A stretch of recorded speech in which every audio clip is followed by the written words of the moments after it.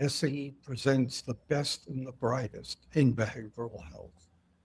Our first presenter will be Ken Minkoff, who I've known for quite a while and was fortunate enough to work with him in terms of the initial stages of how to treat people with co-occurring mental illness and substance abuse. So, Ken, what do you look at? So, hi, Steve. Thank you for having me. I'm a community and addiction psychiatrist, and I am based in Tucson, Arizona. My wife, who is also a psychiatrist, whose name is Chris Klein, a former medical director for the state of New Mexico, behavioral health medical director. She and I have a two-person consulting company called Zia Partners, which works with large systems all over the planet to help them organize themselves to be better matched to the needs and hopes of people with co-occurring mental health and substance conditions and all kinds of other complex needs. So that's what we do. And we've been doing it for over 25 years, and we have a lot of fun doing it. I noticed that you had a seminal paper on CCBHCs and crisis systems. Would you care to comment on this? Okay, so let me back that up a little bit, because the CCBHC and crisis system paper was released last year. It was produced under the auspice of the National Council for Mental Wellbeing Medical Directors Institute, and I was a co-editor along with Joe Parks, who's the medical director for the National Council, Jeff Eisen, who's the medical director for a large system in the Pacific Northwest, and George Pettit, who is a well-known person who's helped with system change stuff in New York City. And that work was built on translating existing work on developing crisis systems into specific guidance for implementation in certified community behavioral health centers, which the National Council has two TA centers that they support nationally, one for grantees and one for states, which is a big deal in New York State too, as you know. The original seminal paper is something that was developed by the Group for the Advancement of Psychiatry's Committee on Community Psychiatry, for which I'm a co-chair. And I was the lead on this particular report, along with Jackie Feldman and Margie Balfour. We began working on that in our committee in 2016 in response to Judge Steve Leifman, the mental health judge from Miami, who's very well known, asking us, how do we know what an ideal crisis system looks like so that we can go ahead and implement one here in Miami? And we realized that there was no guidance for even defining a crisis system, much less developing standards for what it should look like. So we set about the process of developing that roadmap and looking at how the importance of it being a system with some coordination of accountability and finance at some level, as well as a comprehensive array of services, and then a whole bunch of best clinical practices within those services. One element of that roadmap was the importance of designing that crisis continuum based on the expectation that the people in crisis were likely to have both mental health and substance issues, so that all of the crisis services need to welcome and engage and provide appropriately matched integrated helpfulness to those individuals. And we built that out inside the roadmap. Now, subsequent to that, because that was then came out in 2021 and was published by the National Council for Mental Wellbeing. Anyone who's interested can get that. We created a download for it. It's called crisisroadmap.com. So you can download the roadmap report easily, and it lays out some very specific things that any system can implement. What was very exciting for us is that ultimately this material got picked up by SAMHSA. And over the course of 2024, and then ultimately producing in 2025, a set of model definitions and standards that describe the national definition for a crisis continuum, also described the importance of all the services being co-occurring capable.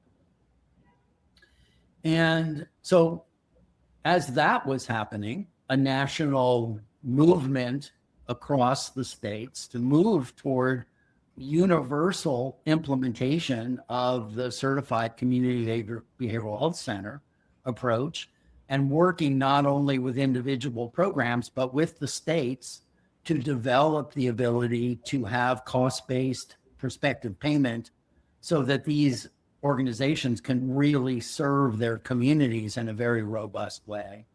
So we developed the white paper that you referenced as a way of providing that guidance, both for existing grantees, new grantees, existing states, and potentially new states and counties as to how to move in this direction. And so that came out mid last year. And I'm glad you think it was seminal. I was fortunate to view your presentation at the Columbia Drugs and Society meeting.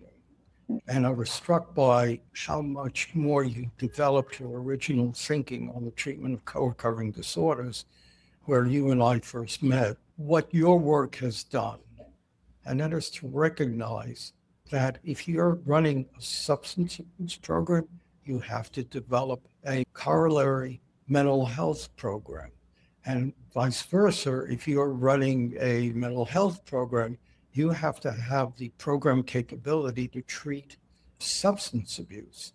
That patients that come in with two sets of problems, which may vary at occurrence, et cetera, but you must prepare. That was my takeaway. You must prepare for the co-occurring element. Is that a fair statement?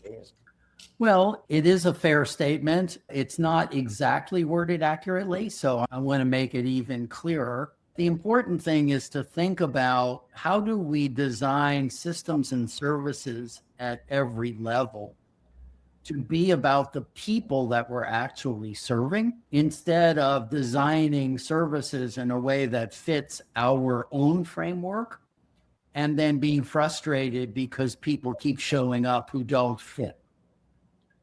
So we call this the complexity challenge for any system.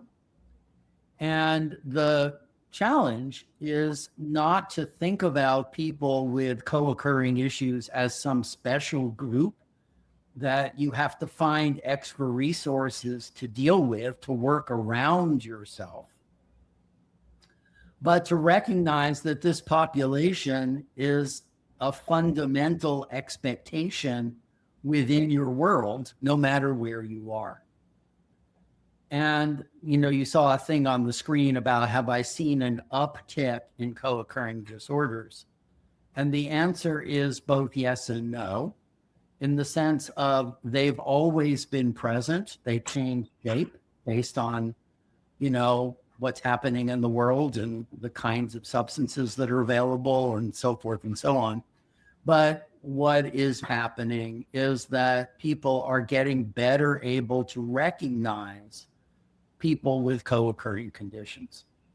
And I use the word conditions on purpose, not disorders, because the way that I define co-occurring conditions is any person of any age with any combination of any mental health issue, including trauma. And we have a much better ability to recognize people being trauma impacted, even without a diagnosis of post-traumatic stress. Any mental health condition, including trauma, and any substance use or addictive condition, including gambling and so forth, whether or not they've already been diagnosed. So if somebody shows up in a crisis mode and they're intoxicated and they're expressing suicidal ideation, well, they're co-occurring, even though I don't know yet if they have a substance use disorder diagnosis other than intoxication, or if they have a mental health diagnosis other than that they're acutely in crisis. But they seriously need help. And we need to engage them around both the issues that they're presenting with, both in the moment and based on what we discover in an ongoing way. And we need to deal with that not as, oh my God, we have to find the right primary thing so we can figure out which thing to bounce them to, so much as we need to engage them in what we do. So within this framework of designing services, when we sit with a system, and by system, it could be a state, it could be a county, it could be a provider network, it could be a large organization, it could be a single program. But we say, people with co-occurring conditions, including individual adults, as well as what we call co-occurring families, which are very important in children's services, where you may have a child with an emotional disturbance and a family member or caregiver with a substance use issue, so that the family system now needs an integrated approach. And these individuals are everywhere. People with co-occurring conditions are in every kind of service system. They have lots of other issues as well. They're associated with poorer outcomes and higher costs in all kinds of domains, including that they're more likely to die, more likely to cost a lot of money. And if our job is to design our services to be about the people who need us, naturally you would think that we would have prioritized attention to people with co-occurring conditions absolutely everywhere. But instead, what we know, as much progress as we've made, this is still not as much as it needs to be. And these folks are often experienced as misfits, both at the system level through how things are regulated, licensed, and funded, through the program design level, and through the competency of the people providing help, because people tend to think of themselves as dealing with one thing and not the other. So the people who need us the most, instead of being prioritized, are often experienced as misfits, and that leads to bad outcomes for them and for us. In addition to which, and this is the key, not only are these folks doing poorly, there are lots of them. So in any place you look, particularly in public sector settings, and certainly in more people in greater degree of crisis or more severity, co-occurring is an expectation, not an exception, and a significant expectation. I mean, more than half the people are going to be individuals or families with co-occurring conditions. So if that's the case, we're doing this because these are the people we serve. So basically the message is every program has to be a co-occurring program. Why? Because co-occurring people are the expectation there. And if you're delivering a service and you're thinking you're not in the co-occurring business, that means you keep wondering why the world is sending you the wrong people to help. And we're not going to be successful if we're thinking every person with two problems needs two clinicians, two funding streams, two programs, so that we go broker than we already are. We need to build the capacity to welcome the needs, inspire the hopes, and provide integrated help to people and families with co-occurring condition inside everything we do. So if we're a mental health program, all of our mental health effort needs to incorporate helping the people we're serving with their substance use issues. How we welcome and engage people, how we screen and identify their issues, how we document what we do. Are we identifying the right things about their issues so we know what we're dealing with? Is somebody with schizophrenia who's misusing marijuana on purpose? And we need help to help them make better decisions. We're not going to send them somewhere else. How do we integrate that into our individual and programmatic interventions, depending on what level of care we're in? Is it somebody with a more severe situation? And what stage of change are they in? And how do we do stage-matched interventions for them? And how do we document progress as they're moving slowly through stages of change? And then once they're changing, how do we help them make small steps of change forward? By teaching them the skills they need to succeed in small steps and building on their existing strengths and capacities. When we organize this within what we do, it's just naturally part of what we do. And we realize that the siloization is in our minds. It's not in the tools we need to help people. We just need to organize it that way. And there's a whole set of steps and tools and things that we've learned to help systems at any level to make progress in this direction in terms of welcoming, engaging, identifying, and helping their people. Conversely, in an addiction program and a substance use disorder treatment program, mental health is an expectation. Trauma is an expectation. So it's not like we have a co-occurring group over there or we have a separate co-occurring parallel universe for mental health. We have to integrate attention to mental health inside everything. And we have to help our addiction counselors feel like they can welcome conversations with people who say, I'm having mental health symptoms. What should I do so I don't use? And they can't be saying, I don't do that. Talk to somebody else about it. They need to know what to say. And we need all of our groups in our program to be co-occurring groups, because whatever we're talking about, 70 to 80% of the people in our group are going to have some kind of co-occurring issue that's a potential trigger. So if we allow everybody to talk about it, then they're all co-occurring helpful partners, instead of thinking they're only supposed to talk about one thing and keep the other stuff secret. So the more that you build this foundationally, the more easy and powerful it becomes. The hard part is that it takes time and consistent organizational attention to retool what you're doing so it's better matched for your clients and allows your staff to have the tools to be more successful and have more fun working with these people. And there's a lot of detail. We have tools and a toolkit and instructions and steps and materials and whatever that we use to help people, help states and agencies and whatever do it. And good systems hold on to it. It's a multi-year process to actually achieve some meaningful change. It's not something you do overnight, but it's very helpful as people begin to move along. You know, I'm sitting here and I'm putting myself back to the day I ran the unit. And I'm thinking, had I had this set of principles plus toolkits, you would have been able to handle the patients coming in. So I have one observation and two questions. I have a feeling there's a similar situation in the medical side as well, with people coming in, that they don't pick up on the mental health and substance abuse side when they come in with a physical problem. Well, and that's a bi-directional issue as well, because obviously people who have serious mental health and addiction conditions also have serious medical conditions very commonly, certainly the folks with who are more severely affected.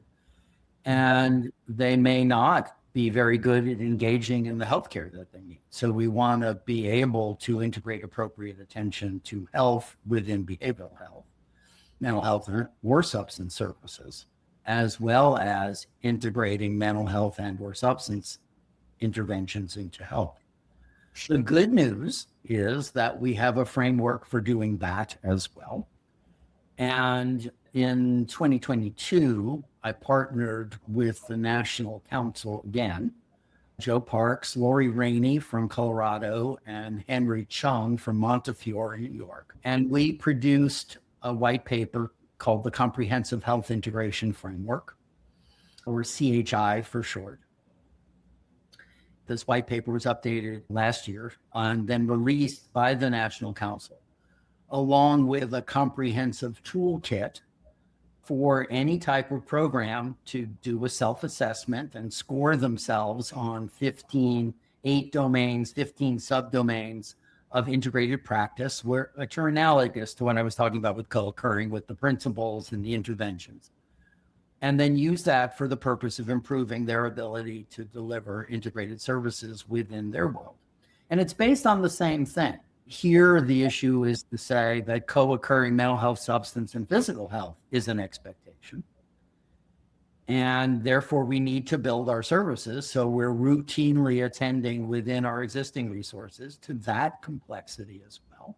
We want to build that into our primary care world, and we want to build that into our behavioral health world. And we want to work as well with states and systems and payers to support both the improvement, the initiation, the continued progress, and the sustainability of those endeavors, because they produce better value for the system. In other words, better outcomes for the investment of resources. So that's what the Comprehensive Health Integration Framework, it's built on the same foundation as the co-occurring mental health and substance stuff.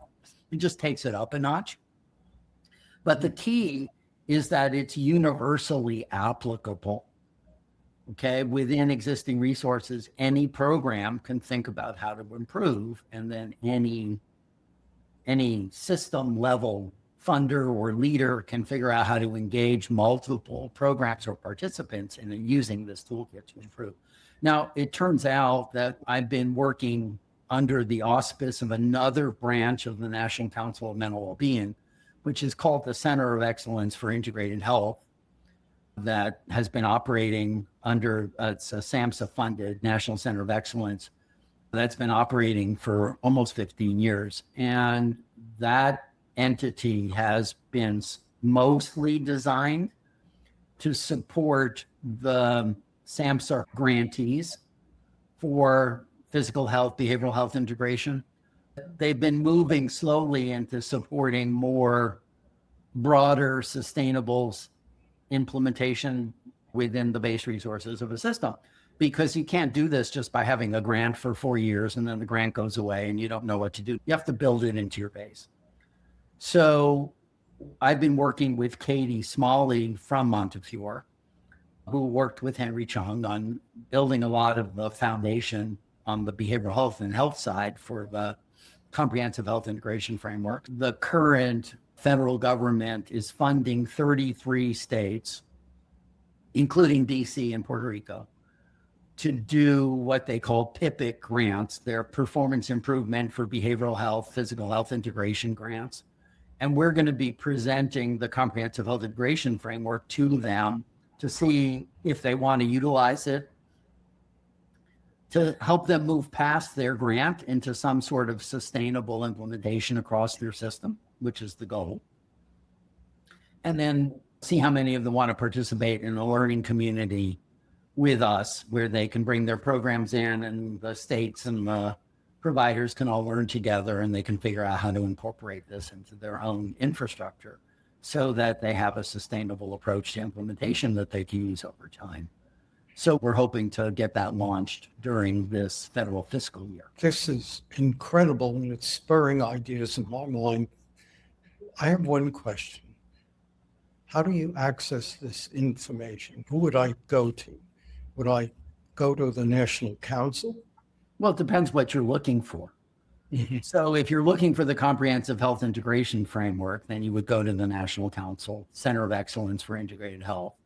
And the entire toolkit is posted there. It's a free resource. So you'll have the white paper, you'll have the self-assessment tool and scoring sheets, you'll have the definitions and examples handbook, you'll have a scoring guide that teaches you how to do the scoring process. And this year, we're hoping to identify some additional materials for system level implementers and also some materials for how to develop appropriate metrics to measure progress that connect to value, so that any organization that wants to pick it up and use it can do it. And then if you want help, the National Council has some internal consultants who've been doing this work around this outside the Center of Excellence. So they're available to do consultation, and then Katie and I are available to do consultation as well. So yeah, and hopefully we'll keep developing more and more people who know how to do this. But Margie Balfour, who I mentioned earlier, who was one of the developers of the roadmap, she has her whole consultation business around helping crisis systems and crisis programs to develop. She is responsible for the success of the Crisis Response Center in Tucson, which is one of the model crisis response centers in the country. So she's great, and she has other people she works with. I was just talking to her in the last hour on something that we're doing together in Kansas. And if you're interested in help with co-occurring stuff, just contact me directly, because Zia Partners has all kinds of stuff with that. We just recently in the last year launched a big statewide wonderful project with the Kentucky Department of Behavioral Health and Intellectual and Developmental Disabilities. This is a great project. It's going very well.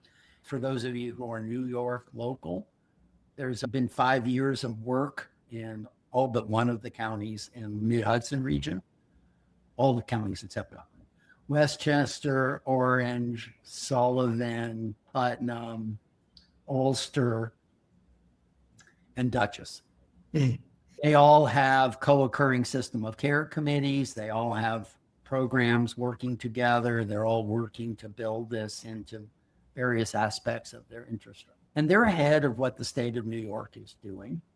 And what we're about to do is we've introduced this whole idea to the New York City Health and Hospitals Corporation, and they're interested for just the reasons you were saying, Steve, because this is a big deal in their acute care system and in their outpatient system. So yeah, there's stuff to do. Certainly is, but this is an incredible piece of work. But it's remarkable. You're indeed the perfect person to introduce our concept of the best and the brightest. And what's also coming into my mind is I will come back to you to get some other people that we can present for different aspects of what you're doing. Absolutely. Yes. I have friends. I have other people who can talk about things. So that'd be great. Well, thank you, Steve. Thank you for having me. And I hope that your podcast series is a big success and helps you achieve whatever it is you're hoping to achieve. So, yeah, thanks for having me. Oh, you're welcome. Again, thanks, Ken.